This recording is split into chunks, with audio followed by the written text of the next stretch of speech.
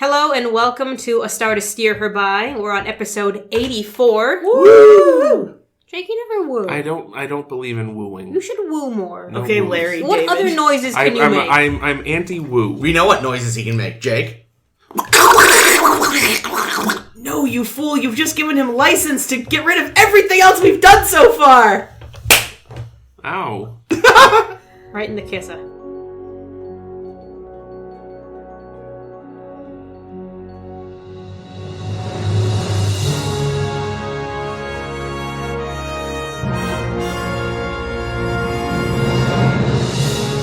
We are talking about the Next Generation episodes, The Vengeance Factor and The Defector. As usual, I am Ames. Also, as usual, I am joined by... Caitlin. Donald Duck getting a blowjob, for those who don't speak duck. And Chris. You realize Chris is just going to have to dub your voice over again with a new Here, I'll give you a voice to dub in. This is Jake. There it is. I'm trying to remember what the fuck happened in The Vengeance Factor, because I did not like it. We're...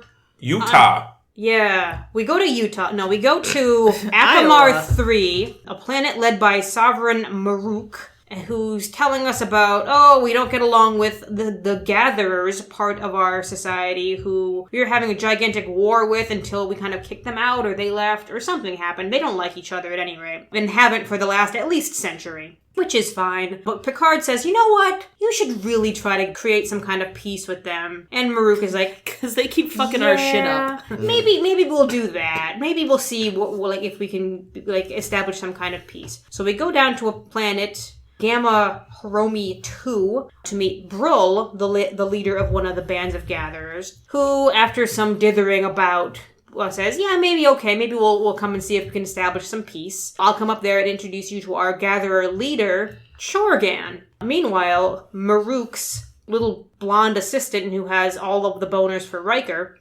goes and kills a guy. Out of sight of everybody else. And they're like, the guy probably just died of a heart attack. Whatever, it's probably no big deal. Until Bev looks into it and realizes, nope, something's fishy here. Let me jump to all of these crazy streams of thought about how this could have happened, because medicine, and realizes, he's of the Lornak clan. And 80 years ago or something, someone else of the Lornak clan also died. Therefore, there's a link. It was also a heart attack out of the blue. Yeah, You're not giving her credit. I'm not going to give her credit, but we'll get to that in a second. It was 50 God years. damn it, Bev. 50 years. 50 years, sure. Yes. Bev starts to figure it out, and they start looking into the guy that died 50 years ago and realize, dun dun dun, there was a really shitty-looking photo that was taken of the guy that behind, a crowd of people, you can kind of make out the top of the head of what might be Utah, but we're not sure, so the computer's like, yeah, sure, it's probably her.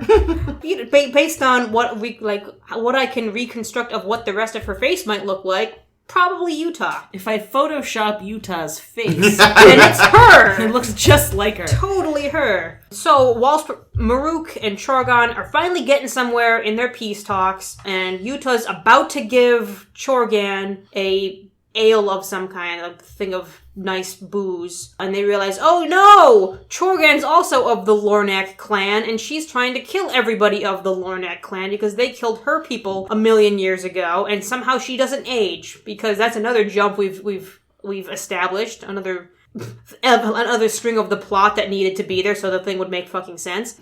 Utah, don't kill him! I must kill him! No, don't kill him! I must kill him! No, don't kill him! I must kill him! For about 5 minutes, until Riker just shoots the bitch and we're done. Shoots the bitch and we're done. Nice. Sorry, Riker, you can't get in there anymore, because she vaporized. And then, I guess... Well, isn't he kind of fucking her just by walking down the hall if she's been vaporized? He takes his dick out and just walks through the room a couple times. Oh, no! Just saying. Come on, everyone is still here. Please put that away. The Sovereign is scandalized. No, I'm not. You're scandalized. No, I'm not. I'm into it.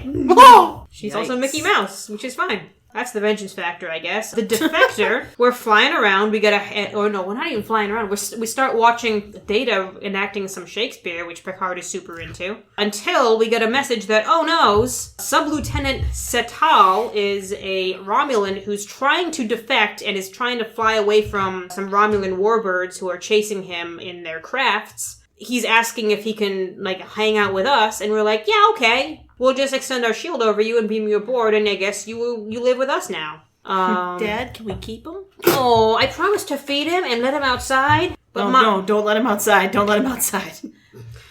Oh, right, airlock. Finny. Fiddy will walk him.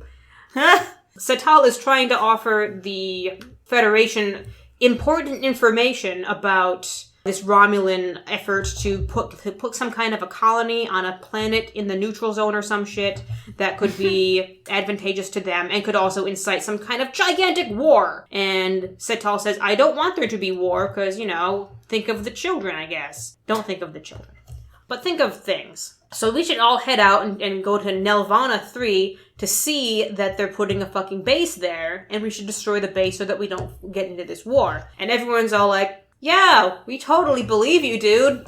Let's look into this. And they look into it, and it's really vague. They're like, there could be something there, but it's not clear. We're not sure, and our probes are really hazy, and maybe, but we're not sure, because it's also really, really likely this guy is fucking lying. Because if we go out there without there being something to check out, they're just gonna up and kill us. Because whoops. Finally, they realize, okay, this guy isn't Satal. He admits that he's actually Admiral Jarok, and gives the Enterprise a whole lot of fucking information on the Romulans, so I guess we trust him now, because he told us what his password for the email is or something. He gave us access to Romulan Pornhub. Yeah, we do whatever he wants. We go out to Nirvana 3 and realize, but there isn't a base here, dude. Did you lie to us? And he's like, no, I really thought there was a base here.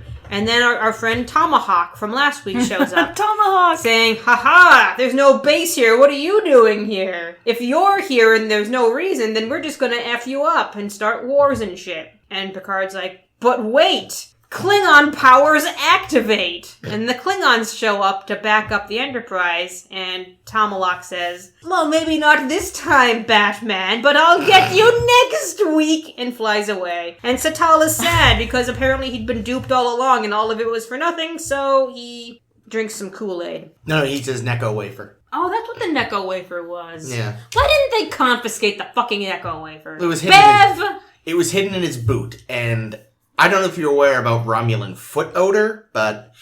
Can't be any worse than Klingon foot odor. Also, that's racist. That's why they don't let Worf take his boots off. Worf has to take his boots off at some point. How's he gonna get... Well, outside of his quarters. Otherwise, he's got major trench foot or some shit in there. Oh, crewman Dax. Well, he never wore boots. That's true. He couldn't. From Star Trek 6. Oh. Perhaps you are familiar with Russian folktale of Cinderella. If shoe fits, wear it. And then he's got big, ugly feet. Like bird feet. Caw! I don't remember that at all. Anywho. Yes. But it sounds like Chekhov thought he was pretty funny. He did, and then it blew up in his face. What a fuck. Kind of boot? like Chernobyl. But we got a nice face palm out of Uhura. We did. Yeah. We did. Anywho. Which wasn't in the script. That was just Nichelle Nichols. Yes. So who had not yet had enough to drink that day. There's Welcome to something... Utah. What? There's something, Chris. I meant to bring up last week because it was in an episode, and I don't think we've talked about this before. What the actual fuck is up with 24th century Starfleet issue flashlights? You mean like this kind? Yeah. Hold it up? Yeah, we have to hold it in this really awkward grip because it's fucking... I don't know, I feel like you always see like FBI shit or whatever, like cop shows where they kind of hold it. Well, yeah, but they've got like a nice... The holding it's more... They This have to is hold awesome radio, it in by this the way. weird... Like, their hand... Like it's a Muppet? Yeah, which is just deeply uncomfortable. I cannot picture what you're trying to... Yeah, I have no idea what he's talking They about. have Mime and our listeners can't picture it They either. have these So listeners... flashlights that they hold like baseballs. Yeah, they have to hold them really weirdly because they're shaped like... So it's like one of those sconces that you stick on a wall? Kind of. Yeah. Like one of those tap lights? Like, it's... It's like a tap light. Kind of, but it's a flashlight. It's Yeah, but listeners, just go back, look at the flashlights. They're just this weird, very unpleasant to hold, inelegant shape, and it doesn't make any sense why they did this. But, kind of like the Type 2 phaser, I guess they just thought it would look futuristic. Speaking of, we've got the better Type 2 phasers now. Sure. The Here's Type some 2 shit in your phaser teeth. should just... It's radio, thankfully the listeners will not have noticed. I noticed. The Type 2 phasers should have a built-in flashlight, and then we could avoid this whole problem. But then you'd be trying to flashlight someone, and then you'd accidentally shoot them. So? Okay. But yeah, that's one thing. Really, just head mount. Head mount is the way to go. Phaser rifles have They do. lights on. Yeah. Well, and I think Are those just like the little red light on a sniper rifle? No, they actually have like big fucking flashlights. Flashlight. I will say that I think, that is one thing Discovery did that made a lot of sense. Their little away team vests have built-in flashlights in the shoulder, which much more ergonomic. What I'm saying is... they need to face whatever you want to look at. you still have to with a flashlight, though. No, you can use Yeah. your arms. like this. This is a ball and socket joint right here. True. I mean, nothing's perfect, but I will say that I prefer the built-in flashlight vest to holding an awkward vacuum attachment. What I'm saying is... I love holding awkward vacuum attachments. TNG made some choices for the sake of looking cool that didn't make sense ergonomically. Yeah, but that's because they didn't give a shit if you got carpal tunnel, because Beverly would just... and it's gone. What needs for being ergonomic when you can regrow a kidney with a pill? I mean, we've talked about this, though, with, like, the phasers, for example. Yeah, The those type two That phasers. look like remote controls. Yeah. Yeah, it's just stupid. Yeah, it's terrible. I'm just being contrary. Or the batleth, Come on. The what? I mean, that's I don't more. think have we seen Isn't a that more backlash yet? ceremonial? No, It's real. I think it's that it's so ingrained in the culture that Yeah. even if it's entirely impractical, it's part of their society. I mean, yeah, I guess. I mean, they do use it in combat. Okay, but think of this. We still use umbrellas. Those fucking things suck. I know, and I'm No one's surprised- improved on that shit. Well, there's the umbrella hat, which is honestly the best invention. Just it never caught on. How do you fold up an umbrella hat? Yeah, but it could still fly upward, and it's not going to protect anything bigger than... Well, what other option is there if you want to keep rain off your noggin? Yeah, unfortunately, there's just nothing. Dude, I don't know. better That's what right I'm now. saying. But just There's the way you have to raincoat. hold You could them. wear a Just the way you have to raincoat. hold them sucks. No, it does. But see, what you're talking about is improving something that should be improved. With TNG, with their weird designs, what they've done is They took a perfectly normal design for a flashlight and made it stupid. and they took a step back. That's fair. What do you think of those forks, though? Yeah, The those forks are elegant, and they probably work, but who It knows? looks like it's easier to stab yourself in the tongue. True. They're true. only like 2 tines, right? Yeah. I feel like that Is is there the two? perfect length or width between them to like scoop up a pea. I bet eating peas is way easy with those things. That's the only good thing I can say about them. Fair enough. Shall we move on to the vengeance factor? Yes. I didn't like if we it. have to. Well, this was part of the vengeance factor because they beamed down with the flashlights. That's what reminded Oh, did me. they? Okay. Yeah, I it thought you was were in- talking about it from last week. Well, no, I meant to mention it last week, but I was reminded of them because this week also featured the horrible. I wondered why we were talking. And it's this I missed episode it entirely. that has the. I mean, they may have appeared before, but this is the first time I noticed the improved Type 2 phaser. All right. Ames, I don't know They if you beamed know, down but to the these are- Emerald City. Ooh. Yeah, yes, true. It's very green. It was very, very green. Data fucked a door to death. Yikes. I must have missed that part. Oh man, Worf tries to Worf open this got made door to look that's like a stuck. bitch. He's like, oh no, the door. No What one else can is get through new? this door. And Data's like, whoop. They really should have had Worf go. I loosened it. Aw. Yeah, yet another example of Worf being made to look like a bitch. Worf only being used in a scene to make somebody else appear better. Because that always happens. I know, why make such a big deal that Worf is this big, strong Klingon when you have this metal android who can do literally anything Also, on the why ship? are we Including using... find the clitoris. Why are we using brute force to open doors? Yeah. Like, I feel like you'd have some device... Like a phaser that like could a- just disintegrate it. Or like a tractor beam device built into your face. Or those grav clamps that we saw a million years ago in TOS. Yeah, Yeah. something. Was I that feel the like thing that carried what's his name around? That, Nomad? Yeah. yeah, they did They use did it. use They those did on use him. it on Nomad, Yeah, but they 'cause he also was heavy. carried the antimatter Yep, okay. yep, you're right. with It it. was like The a floating bowling ball. shopping cart or Yeah. something, wasn't it? It was like a looked like a bike handle. yeah, kind of. Yeah, right. But yeah, I found the door situation on the Emerald City a little odd.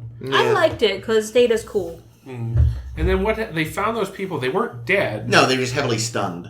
So and they were cool. They were fine. Apparently. Yeah, we never heard anything We more didn't, from them. no, we didn't. Yeah, I was very unclear. I mean, maybe it's because I was paying less than attention than I should have for this introductory scene before it's explained where the fuck we are and what the fuck we're doing.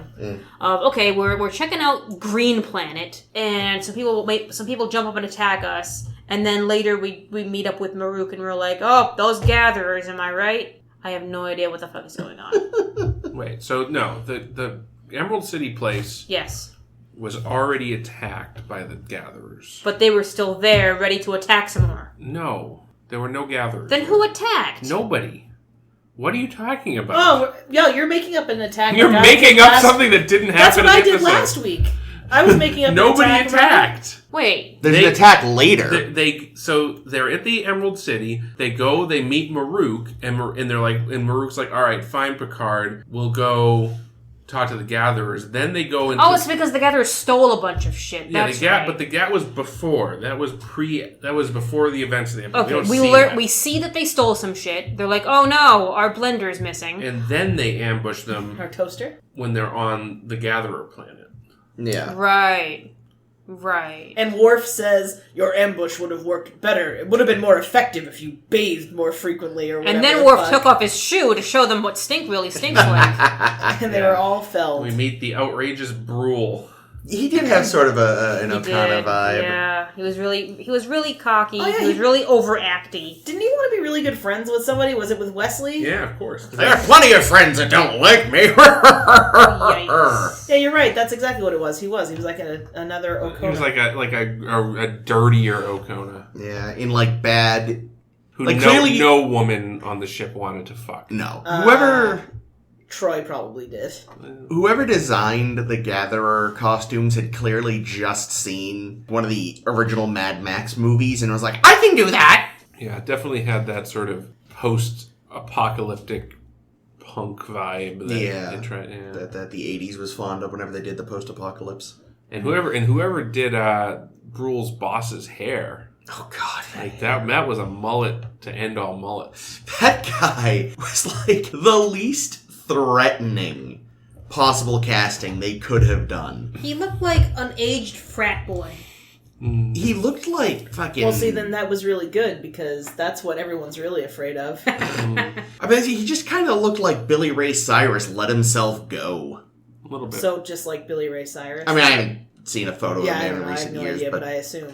yes, I mean, like you'd expect the head of this like roving gang of marauders to maybe come off as like Powerful or... yeah. Nope. Turns out he's just exhausted. He looks, frankly, like a Star Trek fan.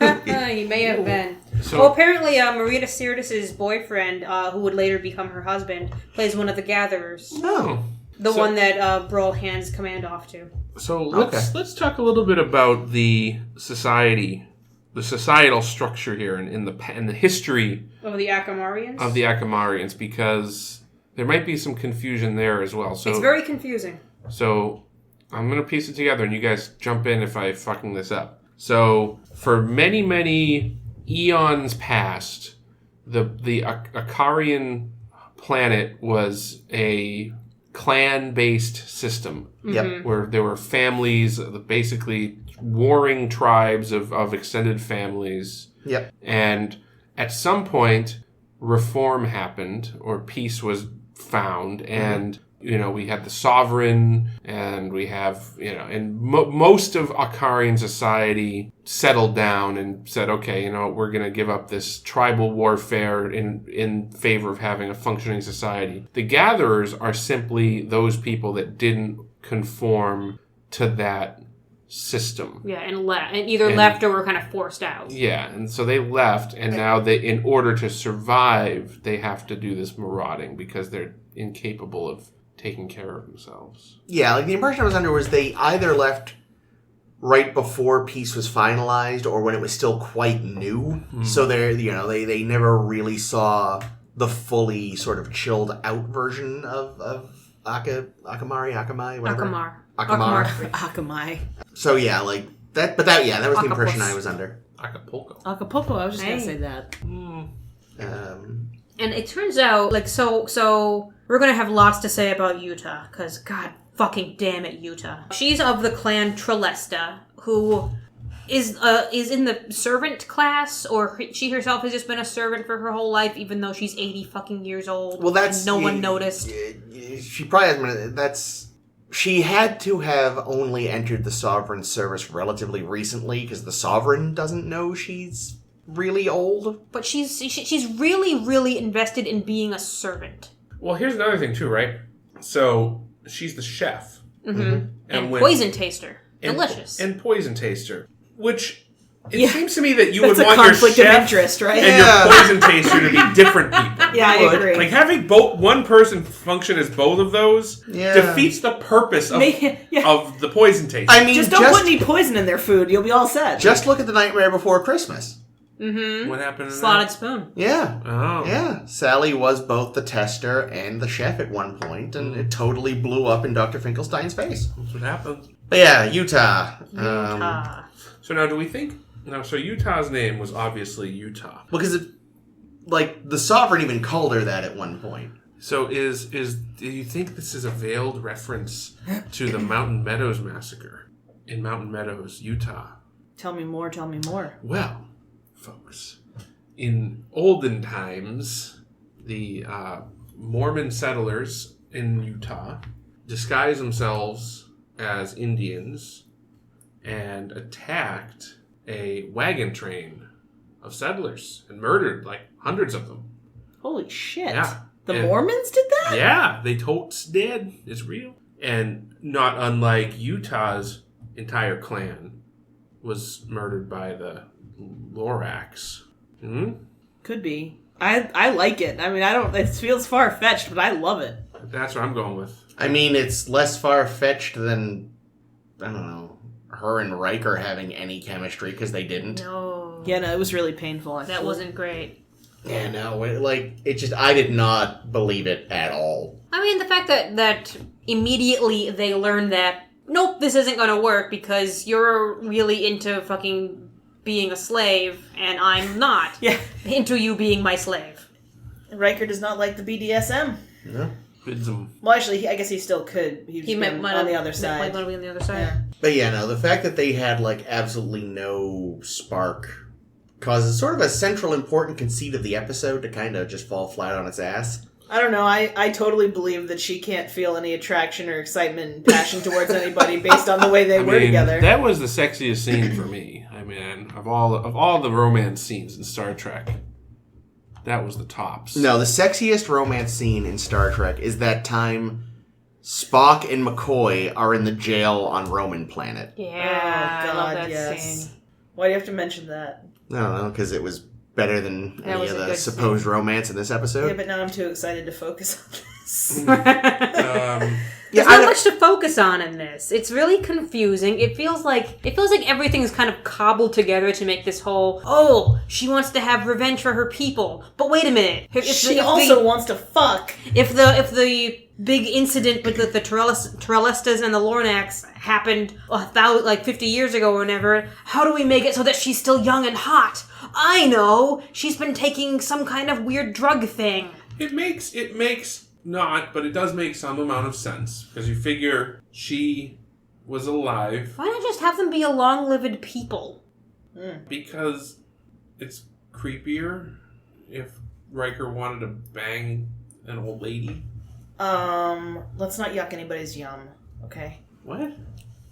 Listen, Miri was 300 years old. That's true. Kirk totally wanted to bang her. But she also looked 12, so Kirk totally wanted to bang her. I know, and it's wrong in a lot of ways. There's no reason with this episode why I couldn't have been, a couple survived, which is what happened. But in this ridiculous script, the result was the few that survived were let's one of us use magical science so we don't age. And it's couldn't it have just been a couple survive and have descendants? Or you guys divvy up the people instead of one person has to kill everybody? Or it's just my grandparents were killed by war because revenge. They were so into fucking clans to begin with. That would have made more sense. She was basically fucking Lenore from Shakespeare Man. What was it? Kodos. Kodos is daughter. Yeah. My name is Inigo Montoya. You killed my father. Prepare to die. Exactly. That's all you need. Yes. But they had to add in this weird bit. And it's barely explained. It's they altered myself. Harum. It's really? Wibbly wobbly, timey wimey, might you say? Yeah. And Bev, Bev, honey, you jump to so many conclusions off of I don't know where so you're getting little this evidence. from. No, here's the thing. I'm really confused. So she barely figured out, it seems that this virus was so specific to this person. There's no way it could have been naturally occurring. Really, Bev? Okay, sure. Let's go with that, because that's logical. That is logical. Yeah, I found That makes that total acceptable. sense, because what she's saying is... This couldn't have been some kind of rare thing? This couldn't have... Because it was a microbe that was only able to kill him and no one else. Because how would a virus like that even evolve? It could mutate. It could mutate specifically because it's in him or something. I think that's... It's fucking the future. It's sci-fi. That's a possibility. But so is engineering a virus to kill one family. All right, so we go with that. We get the history from the Akamarians. They send us all their medical history, and she's leafing through, and she realizes, here's another guy that died of a heart attack 50 years ago, and they also said that it was some virus that was specific, that had the same imprint. This guy was supposed to have it appear that he died of a heart attack. How did the Akamarians figure out that it wasn't a heart attack as well? It's really, really fucking convenient that they figured it out. Well, both people figured it out. Did they actually say... No, I think the Akamari just thought the guy died of a heart attack. I think Beverly made the... leap. Yeah, she found another... Because the whole thing was... Unexpected heart attack? Yeah, the whole reason... from the same clan. The whole reason she was even investigating it was because she was a shrewd doctor and was like, there's nothing wrong with this guy. There's no way he should have died. His heart was healthy. It turns out that the way the virus works is it blocks your autonomic impulses. So basically your brain just stops telling your heart to beat. Which is very strange. So that's why, and so it wasn't like most people die of a heart attack because they have a clogged artery or their heart muscle is weak. Yeah, or something explodes. But this guy he just pulled a Padme Amidala. He just died of a broken heart. Although I will say, maybe they shouldn't have called it a virus, if only because that worked really fast for a virus. That was the one thing that I was like, wait a minute now. She touched him and he was like, well, I'm dead now. So that's maybe she also strangled him out. Isn't it interesting that the Sovereign's poison taster is a poisoner? Yes, well, I thought it's because she's a woman. It's a woman's way. Yeah. But yeah, so and then I think that I didn't get, maybe I missed it, but I didn't get that the Akamarians had figured out that or at least in some way Bev had all of the evidence there for her to figure it out. Like how, if it's just medical records, how do you still have the trace of the virus in your records? Or I don't know. I don't even know if they knew that it was the same virus. I just think that then how did Bev she know? Found another unexplained heart attack. I think she said she figured out that it was the same, either not the same virus or the same mode of. Well, even at that, death. It's possible that they had. It was not just unexplained heart attack, because that's really, really too much of a reach for me. Why? Because remember, this is the future where people say, oh, people don't just simply die anymore. People don't just get sick. There's always a reason. So having somebody die, they're aliens. But she's a doctor, and she's shrewd, and she's dogged. So she. I don't know. I think she's quite pretty. Sorry. She is pretty. Bad joke. I don't know. I think everything Beverly did was actually really good in this episode, and I liked that was the aspect of this episode that I did like, was sort of the mystery. It reminded me of Picard when he was meeting up with, what was his name, Kevin Uxbridge in the Survivors, when he says, yes, Kevin is a magnificent creature thing, and his wife doesn't exist, and here's why, and I figured it out with fucking no evidence at all. Thanks, Picard! I just don't think I think you're not giving credit where credit's due. I think Picard took a creative approach to that problem, and I think Beverly was a good researcher to uncover that. I think she got fucking lucky. Probably also at least a little bit true, yeah. With Picard. Ooh. Also, it's not like she was leafing through the records. I'm sure there's a search function. I'm sure there's a... Search. Control check up heart attack, unexplained... Lornak clan. Sure, why not? Brown hair, blue eyes. Because she would have known at that point that the virus was specifically engineered so that she could have narrowed it down to people who would have been vulnerable to it. 50 years ago. Sure. Out of this entire society. There was only 3 survivors of that clan, evidently. There's 3 survivors. There were 3 survivors left? I lost track of that. So there was a guy that died 50 years ago, murdered by Utah. I assumed she picked up some more in the meantime, did she not? Well, I don't know. It wasn't mentioned, I guess. But either way, the old man on the planet and the guy on the ship were the last two.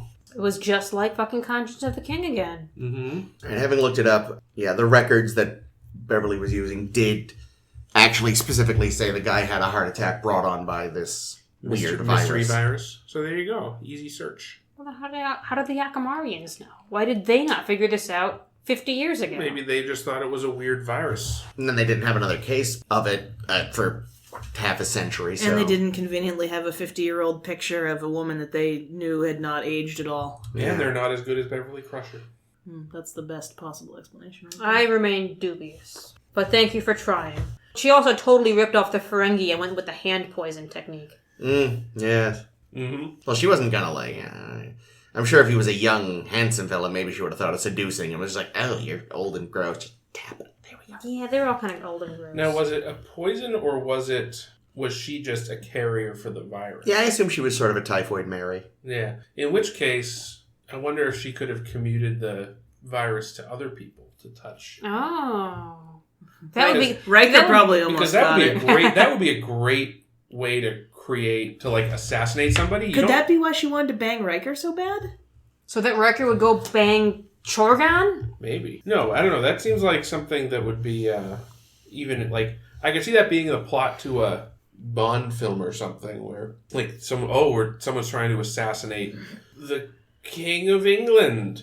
So they've infected. There is no King of England. There's a Prince Consort of England currently.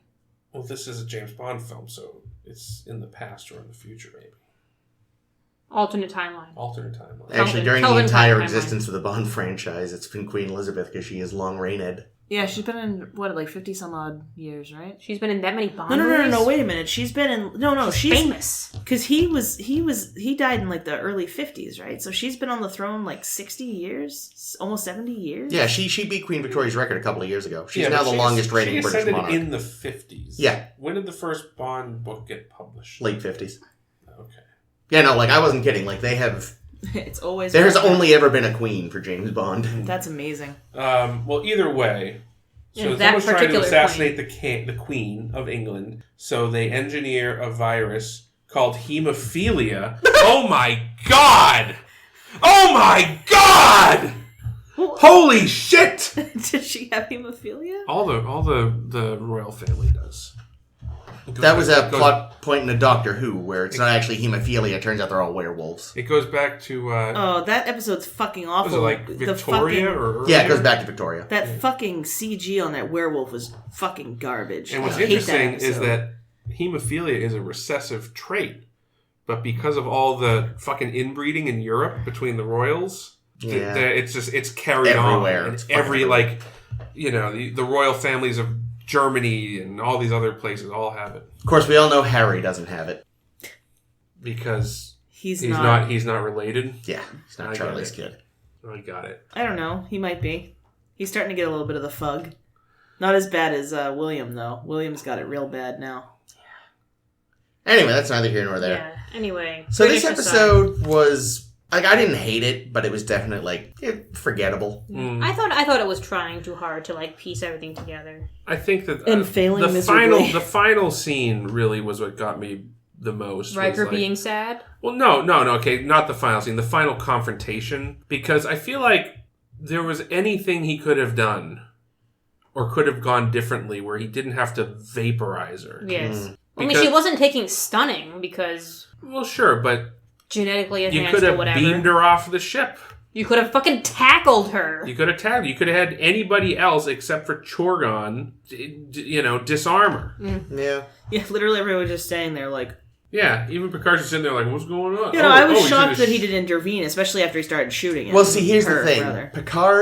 Picard works best when he's not wearing trousers.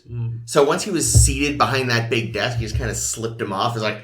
No one can know I'm in my boxer shorts. Go, number one! I shall cheer you from the sidelines! No, there's actually a reason for why Picard does absolutely nothing while Yuta's getting vaporized. It was a cardboard cutout. No, it's because the director Timothy Bond really wanted Picard in the shot for some reason, but to make the optical effect of the phaser working, it meant that he couldn't really be moving.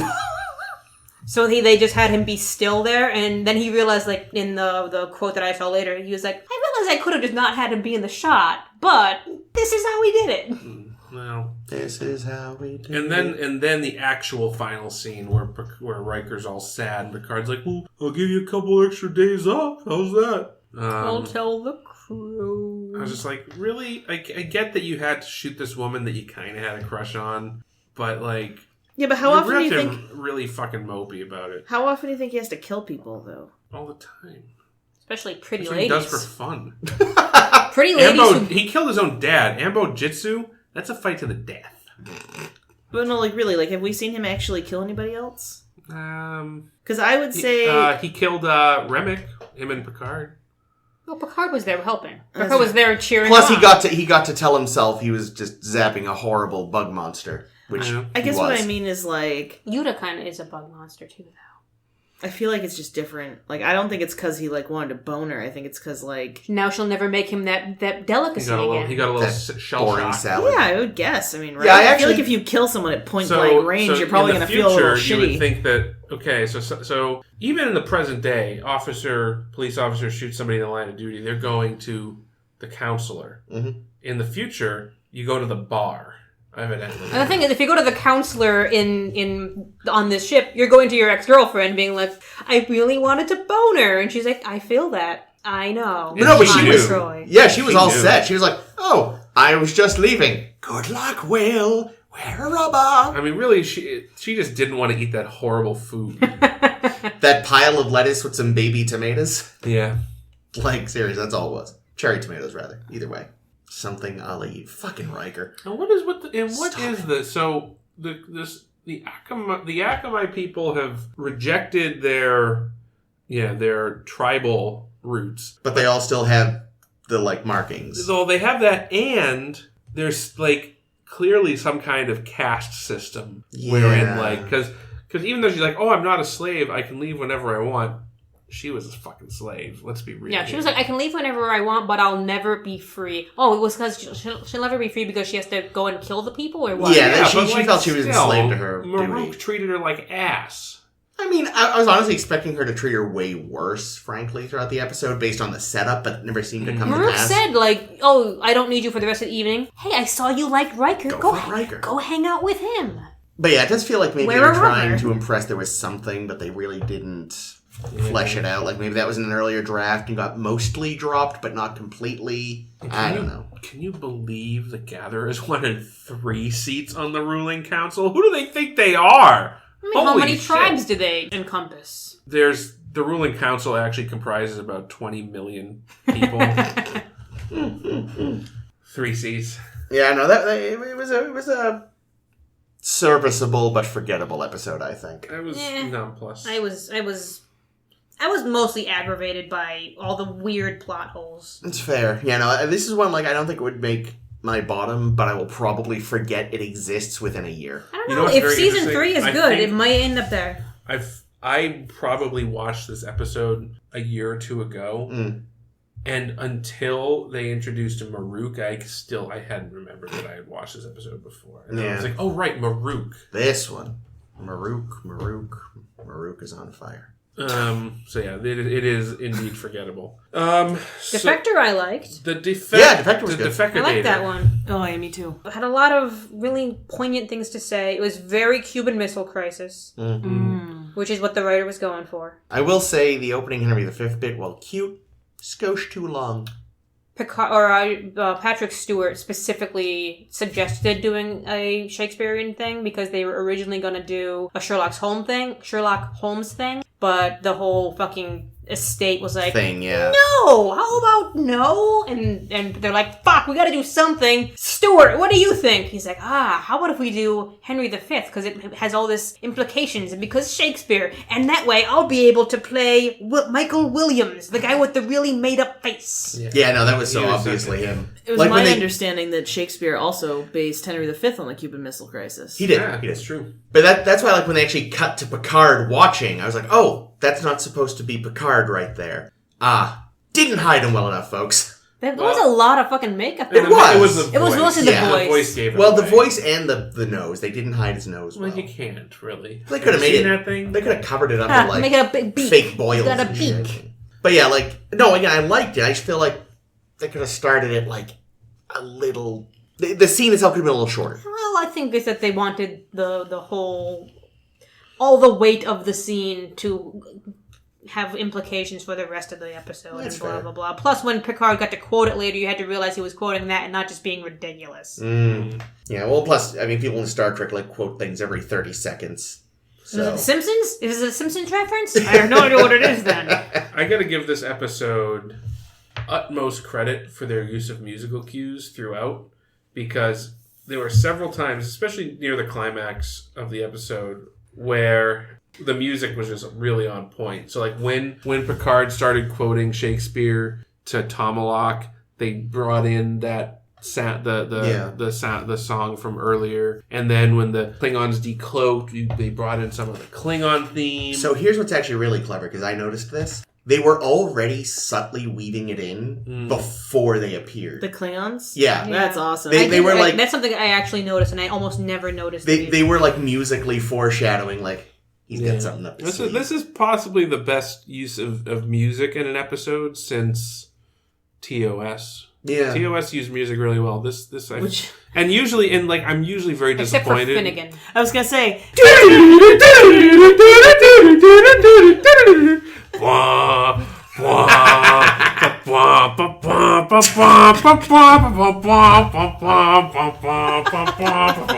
Speaking of music and going back to the... You're right there, Caitlin? No. Go At on. least you're honest. Go on without me. There was a moment during the ambush of the Vengeance Factory where they started playing this fucking video game music. And I was just like, did! what the fuck is this? Yeah, I forgot I about can that. only assume that they're playing some kind of shoot-'em-up game. Yeah. It was dumb, and I didn't like did it. like the resolution to the ambush, though. Worf? I forgot to mention that. That you stink.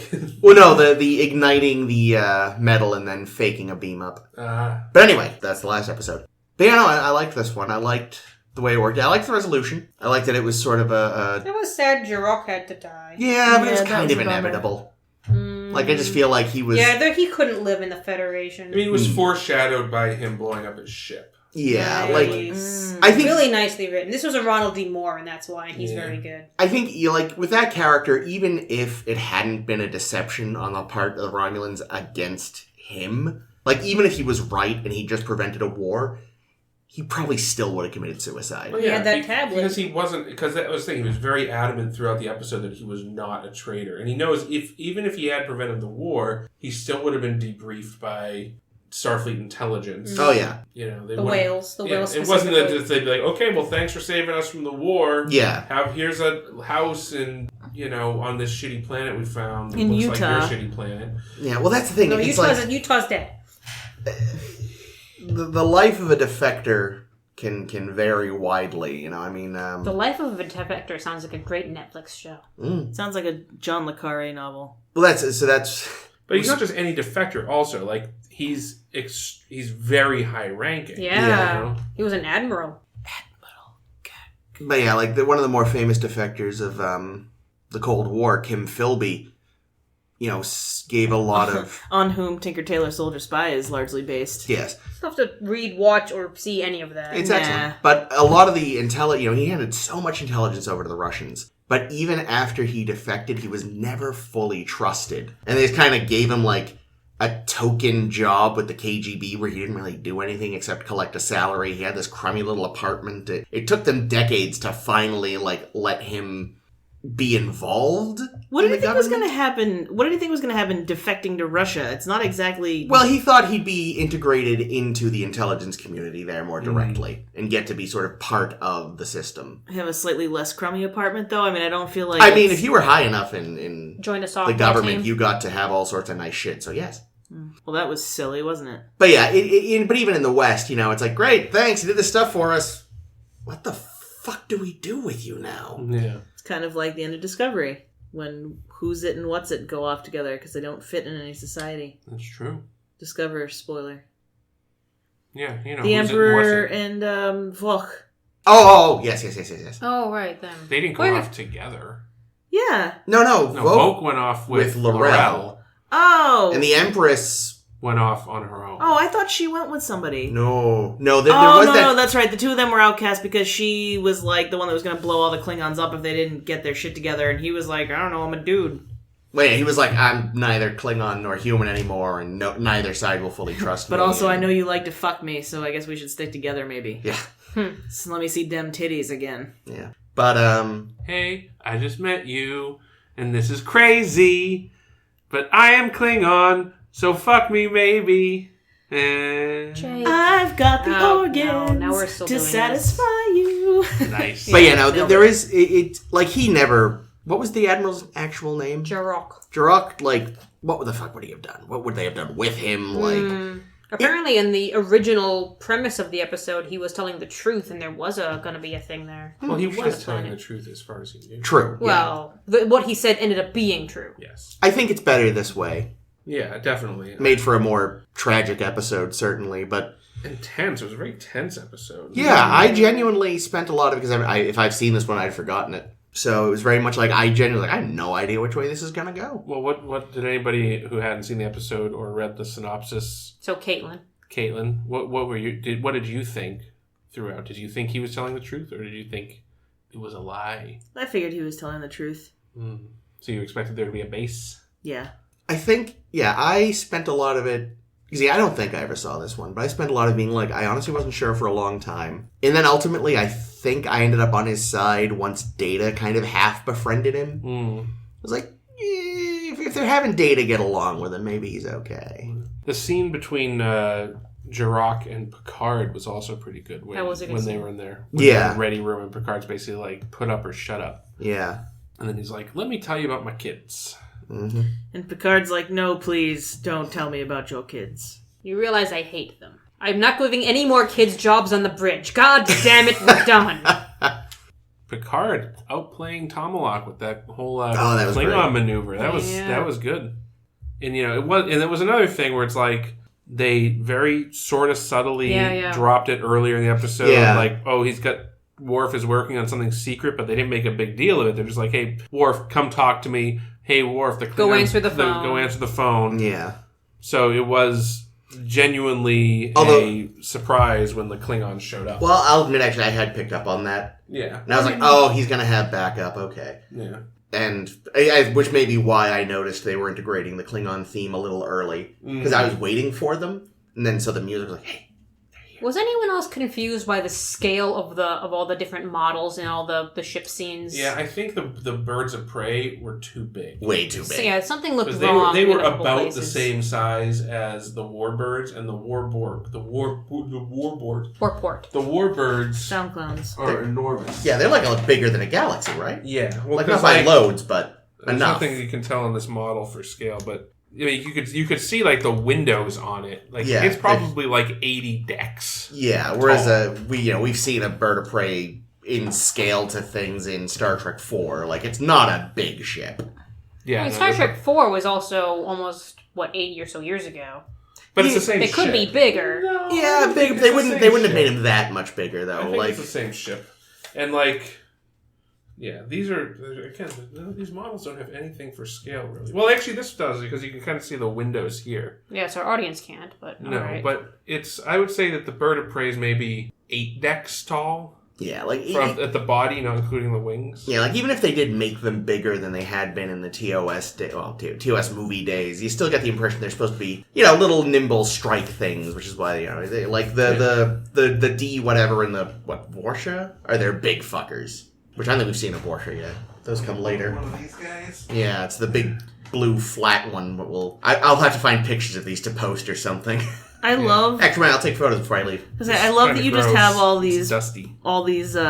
Models hanging around just for such an occasion. Because I never have any clue what y'all are talking about when you talk about these ships. But yeah, that was the one thing. Yeah, whoever you brought that up, right, Ames? Yeah. The scale. Yeah, the birds of prey did seem a little too big. The birds of prey. Although I guess they looked almost. There was this scene where the Enterprise takes the scouting ship in its shield machine, and the Romulan ship that has been chasing it is also in framing. So you see all 3 ships, and they all look exactly the same size.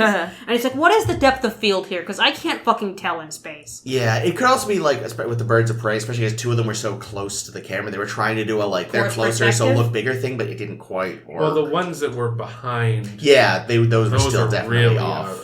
Those are really wrong. Having said that, though, I didn't notice as much of a problem with the scale in the early scenes. I just assumed that it was like, okay, the scout ship is closer. Yeah. But the scout ship had windows that you could see. It was clearly not much bigger than a shuttlecraft. Yeah, it was supposed to be pretty small, but it did seem kind of too big in a few shots. Yeah. It was pretty when it exploded. So, yeah. Picard not really. That was a good shot there. Picard standing, giving a talk, and then...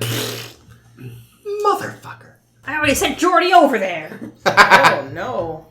Yeah. Yeah, and Jirok's insistence throughout the episode that he was not a traitor I found to be very interesting, because he really doesn't think of himself that way. No, he thinks he's saving lives. He's saving us from war. Mm-hmm. Well, it's that old thing how, the villain is always the hero of their own story, right? Yeah. Which he actually does say explicitly.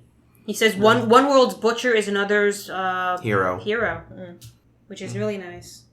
When they call him the man who orchestrated the massacre at whatever planet, and he says, "Oh, we called that the campaign at whatever planet."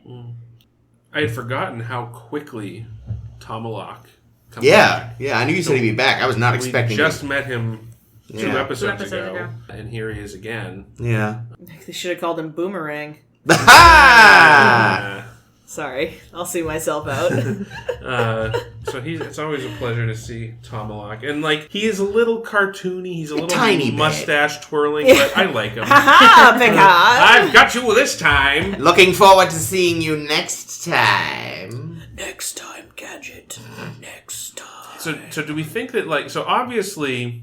the Romulans have gone through to a lot of trouble. Yeah. Because it's not like... Faking all this stuff for Jirok's...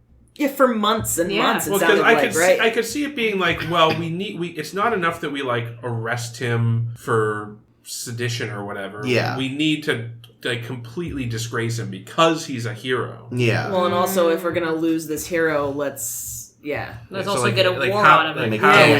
Well, then you have the whole war thing. So I kind of wonder, I can sort of see the Romulan high command or the intelligence services being we need to... Okay, we want to get rid of this guy. He's a kind of a pacifist. He's asking a lot of questions. We need to get rid of him, but we can't get rid of him because he's a fucking hero. So we need to disgrace him. And what better way to disgrace him than to get him to betray us? And then I feel like maybe Tomalak came in and was like, oh, by the way, this fucking Picard guy really pissed me off. So let's fuck with him too. Well, plus, if they really, really wanted, for the sake of drumming up war fervor back home, they could totally sell it to the general populace as the Admiral having been in on the scheme the whole time. Oh, I'm sure. And I'm sure, the sad thing is, I'm sure his family has been killed. Oh, almost certainly. Oh, that's... No. Or at least, I was thinking that too. Or at least sent to the Romulan equivalent of Repente. They're not doing well. I don't know about that. There's apparently a short story in which Picard actually does get a chance to deliver the suicide note. Yeah. Is it canon? I don't know. I doubt it. It might not be. Yeah, it's not. It's. I mean, generally it would certainly bring disgrace upon the family at the very least. Yeah, no, they would wind up in a bad position. Yeah, unless some other high-ranking Romulan had maybe also been kind of eyeing his wife anyway, and then he could swoop in. Maybe. But yeah, no, they would lose a lot of status because of that. And again, even if not killed, and maybe not Repente, but they were certainly sent to whatever Romulan Siberia was. Mm. I like there were a lot of fine little details in this that I liked that made it really feel science-y and they put thought into things. Yeah. One of those was when Jirok is asking the replicator to get him some cold water. Oh, yeah. Whatever degrees in whatever unit of measurement he uses. And they're like, we only use fucking Celsius, dude. And he's like, fine, fuck you. It's you're reminded right, these people don't know what the fuck Celsius is. Much like Americans. Although it's interesting that the that they didn't have the molecular structure for Romulan ale. Yeah, That's because Scotty drank it all before they could test it. Well, so they didn't have that, which I can be like, okay, well, maybe nobody ever thought to, like, scan it. Scotty thought to scan it. But No, he drank it first. I don't think he'd But put there's that been priority. Data's like, well, we know very little about your people, and then he's like, oh, I'm going to perfectly recreate this environment from Yeah, the that- I thought that was weird too. It's like- How did he know how to program what Romulus looked like? And it's not like Jarok showed him, because Jarok was surprised where they were. Oh, it's this place Although, I've been. I mean, it is one thing to not know a lot about the fine details of a society. It's another to know their topography. You know, they could have, again, Send a probe. to use a Cold War metaphor, we had enough satellite images of fucking Russia that we probably could have recreated cities. Yeah, but satellite pictures of Russia is one thing, because it's on the same planet. Well, yes, I'm talking some sort of weird fucking probe. Or they Vulcan bought mind information Still, I feel from like somebody. but I feel like even at the height of the Cold War, we still had vodka. Yes, that's true. That is a bit of a stretch. Like the fact that they did not know Wasn't how to. Romulan Of course. ale illegal? Yeah. There was an embargo. It's like Cuban cigars. But we're thinking about it this way, though. If we look again at Star Trek 6, at that period, it looks like Earth, the Federation, and the Romulan Empire were maybe getting kind of chummy. At least on that one planet. So, well, because they had the fucking Romulan ambassadors chilling out in the president's office. So there may have been some exchange of some information at that point. Although Romulan ale is still embargoed as stated at the dinner. Really, what it probably comes down to is, in reality, the Replicator probably does know how to make Romulan ale. It's but, on the secret menu. Yeah, well, yeah, like, Data doesn't know, because he's just like, no, of course we wouldn't have it. It's illegal. Oh, because he's a Aw. robot. Yeah, So like, innocent. if he'd asked Riker, he'd be like, of course you can do fucking Romulan ale. It might also just be locked out. Like it might Yeah, be you might have to know how to... like But it's Troy couldn't replicated get anyway. real ice cream. Yeah. But it's replicated anyhow. It isn't like Yeah, you're but actually but- giving Romulan Sure. money. Yeah. I will say, though, because it's a diplomatic vessel, right? In many cases. And It can make fucking gach. Yeah, like, I'd like to imagine Not that in alive, reality... though. Yeah, fuck. It actually does know a bunch of different temperature systems, but just out of spite, they never gave it the Romulan ones. Also, I'm sure that if Guinan was working that day, she would have been like, "Oh, Romulan ale? Yeah, Oh, yeah. I got some here under the bar." got a They were fucking gonna let keg. him intend forward That's on where his he- own. That's where he was. I thought it was in his quarters. No, because Data was there staring at him. Yeah, they were. Oh, I intent- was thinking No, no, like when when he he was- was in his quarters. No, when Oh, he no, wanted no. the Romulan ale, he was in. Right. Yeah. He just asked for a Celsius glass of only. water in his quarters. Celsius only, dear. Yeah, I know. Gaiden totally has a stash of, like, all kinds of shit. Yeah, green shit and everything. There was also a delay in getting that message from Federation Central or whatever saying, oh, by the way, the Romulans say they want him back, and we obviously said no. And I really like that there was that time delay mentioned. But that's the thing, like that device is It's inconsistent. it's very Yeah. inconsistent because sometimes they can just talk just But like they're way out by the neutral zone, so you assume they're far away. See, what I told myself, for it to make sense in this case, is that the level of whatever security encryption they put on it was such that it couldn't go through faster channels. That could be. That's smart. That's how I justified it. I Because could buy it. you're right. It is very inconsistent as to, like, how bad the delay is. Or they have to leave a voicemail for Picard because he was busy directing Data into Yes. play. And his voicemail box was full. Yep, Motherfucker, delete your old voicemails. I hate do when like that happens, how really. the Federation encryption, because they show the Yeah. Federation logo like coming into focus when Yeah. you first turn it on. I'm like, man, that's not even as good as like scrambled cable. Like the Romulans could totally figure that out. You know what it is? That's just the symbol looks like. If you intercept that transmission and don't decode it, after the blurry symbol, it's just Goatsy. Oh. It's that particular admiral. Oh no! We strongly suggest you. Distrust him now. Yeah. Was there a reason Troy didn't read him? She was in the interrogation. But he was being honest. There was nothing. Yeah. There was nothing. But for him. she never like brought it up. It was never Troy. What do you think? She could have been like, well, I feel Didn't no she? deception. Didn't she at one point in the beginning Did she? say She did that- say during the interrogation. She did say he was holding something back, Oh, okay. and we eventually found out what that His was. fucking name and rank, Yes. and history and kids. Yeah. And it is interesting how pretty much everybody except for Geordi pretty much thinks he's full of shit until he gives up the goods to Picard. What does Geordi think? He's the one that's got the gut feeling, and then he has to explain to Data What a gut feeling. what a is. gut feeling is. Data's so fucking Where cute. where Data falls into the Spock trap, where it's like, how have you never heard this expression You know before? what I was thinking? What would Data be like if instead of being, around people all the time, he were around Vulcans all the time? Data, he'd be insufferable. He would be like Spock to the 10th power. So even the Vulcans eventually would be like, would you please chill? Data has It is zero illogical, as Vulcan is 800,000 degrees. No. Data and Spock, they gotta meet. They gotta Touch they dicks. gotta be in a room together. I would forward. I would be into that. Ooh. I just think so much of the time Data is like learning how feelings work, while Spock eschewed that years Spock's and years why ago. do you care about feelings? I don't know, but he gets to learn about feelings primarily through playing dress up, which is adorable. They have to throw Data a Halloween. Oh, He would love it. He He would would love get Halloween. candy. He would get to say trick or treat, and he wouldn't understand why. It'd be great. But counselor, why would I want them to smell my feet? Yes, exactly. That's Counselor, I do perfect. not have sweat glands. My scent is neutral. That's cute. So, I thank you for the treat, but I cannot digest this candy.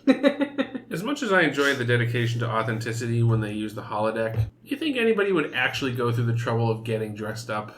Data would.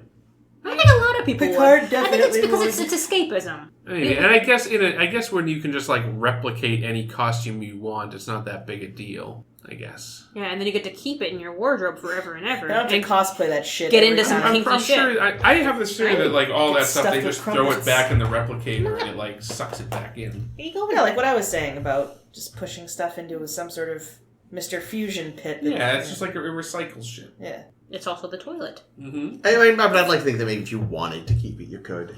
I'd like to think that somewhere in his closet, Data has the hat he wears in the Dixon Hill. I mean, it's so rare, even off duty. We don't often see Starfleet officers out of uniform. No, that's true. Except for the women. The women! The women, for some reason, the women are always out of uniform when they're off duty. But like Riker just like gets a bead in his uniform. Yeah. He had it specially tailored so that he wouldn't have to take it off. Yeah, I mean, that's... Amazing new invention called a zipper. Yeah, but it's in the back. No, he's got a little hidden one in the front for his ding dong. There we go. He just transports the front of his pants away. Oh, whenever that's needed. brilliant. But yeah, no, that's... No, it's a holographic thing like the Mintakan duck blind. It's just always out. Yeah. There's oh my god, the reactor went down. And, No. and like that reveals and like his nipples appear. The beard goes away. The beard and a proto Vulcan gets electrocuted. I actually saw a webcomic. No. Oh no. Palmer falls out. There we go. Oh no! I saw a webcomic the other day where the whole Geordi trips and his visor comes off, and Wesley's with him. And he's like, "Oh, I've always wondered what it looks like through this." And he's like, "Wes, no!" And Wesley's looking, and he turns around, and people have shown up, and they're all like their clothes are all missing. But what was amusing me is that Riker's beard is also missing. That's a good touch. That's an Nice interesting detail. point, though. I bet you Geordi can see through people's clothes. Almost definitely. And does all the time, because he's a fucking creep. Actually, that would probably just be like weird, blurry shapes that wouldn't mean I mean, we anything. did see how actually shitty Yeah. his vision is in that episode. He where doesn't they see fine detail. demonstrated the visor. Yeah. The thing we still have not seen again. No, we never will, I'm sure. Listen, everybody in their day has masturbated to, staticky Skinamax, so that's really all it is, right? Exactly, just like Starfleet secret communiques. All right, well, is that all we have to say about these shows? Is it? So? Good. I wasn't sure. Because I'm very predisposed to anything with kind of a double agent Cold War vibe. So it's good to be confirmed by other people that this was actually a good one. Well, yeah, the Romulan episodes have a tendency to do that. It's nice to see them doing the Romulans properly after kind of fucking them up in the first two I think seasons. they're redeeming themselves. Yeah, I like the Romulans. Because I really enjoyed what they did with them in TOS, and it's nice to see them getting some due in This after the first 2 seasons, they were like, we're back, and you're like, fuck you. Now they're like, no, really, we're here now. And you're like, cool. We're doing what you're supposed to do. We're playing fucking mind games and being weird. Yeah, I think making out with Spock. This is probably the best Romulan situation we've had since Enterprise Incident. That's it. Yeah. Which one's the Enterprise incident? With the female commander, lady commander, who was I liked the enemy last week. Oh yeah. Well, yeah, but I Well, like we say too. that was where they were starting to improve as well. Yeah. Well, I was thinking it was my favorite Romulan episode since Balance for of Red Terror? October there. Balance of Terror. Yeah, Balance of Terror. Yeah, well, Balance of Terror had Mark Leonard, so Yes. I can't picture Tom Luck ever saying someday, in another life we could be friends. Tom Luck would just be like, "Fuck you, fuck you, fuck you, fuck you, fuck you very much, thank you." Yes. Why don't you go play hide and go fuck yourself? Although I say Picard's final line about delivering the letter to the wife and kids did kind of remind me of the Mark Leonard commander thing. Yeah, it was good. I feel like the line itself was maybe on paper a little cheesy, but Patrick Stewart made it work. So kudos to him. Brought a tear to my eye. He prefers chewy granolas over kudos. All right. Well, next week on this show, Star to Steer Her By, 2 more episodes of Star Trek: The Next Generation, The Hunted, and Obi-Wan Kenobi's favorite episode, The High Ground. Because he famously got the high ground on Darth Vader and chopped him up. Episode 3. In that movie. Oh, right, yeah. That was how stupid that movie was. Where, they have this big epic battle and it ends with Obi-Wan Kenobi saying, "You better give up now, I have the high ground." And then Darth Vader tries to leap over him. And misses. And Obi-Wan Kenobi cuts off all of his fucking limbs. All of his limbs. I think he had one arm. One arm left, yes. It was his robot arm. Yes.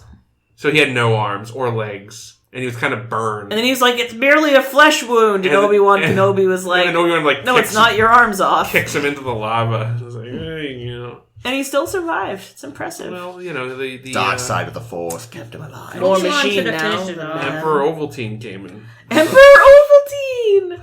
Malty, chocolatey goodness. How long has it been since we talked about Star Trek at this point? Not too long. Let's talk about granola again. Ooh. It's delicious. So where are we on the internet? We are on the internet at Facebook. Search for A Star to Steer Her By. You can also find us on the Twits and the Tums. Where you can look at our twats and our Twits and thumbs. Tums. Tumblr and Twitter. SSHB Podcast. Those are our social media channels. You can also listen to this podcast on YouTube. And no, you can't. No. I don't think so. We're not on YouTube. Psych. That was a dirty lie. Bet you were already looking up YouTube, you fucking pleb. We got you good. No, we're not on YouTube. Remove all that egg from your face. We'll be on SoundCloud. Mm-hmm. That was good. It was. And we'll be on Apple iTunes, and Vape. Yeah, Vape. We Vape. Yep. We'll be on Google Tunes. It's like you get drunk at the end every time. You're not even drinking, but by the end of the show... It's his character. He does Google this. iTunes. All the tunes. And on SoundCloud. So you can get us on all those things. And also Facebook. So make it happen. Make it so, as Captain Picard would say. I think that's all we have for this evening. My name has been Jake. This has been Chris. This has been Ames. And this is always Caitlin. See you later. Perhaps someday I can deliver that letter, that suicide note you wrote to your wife and kids. Da da da da da. Wow. For peace.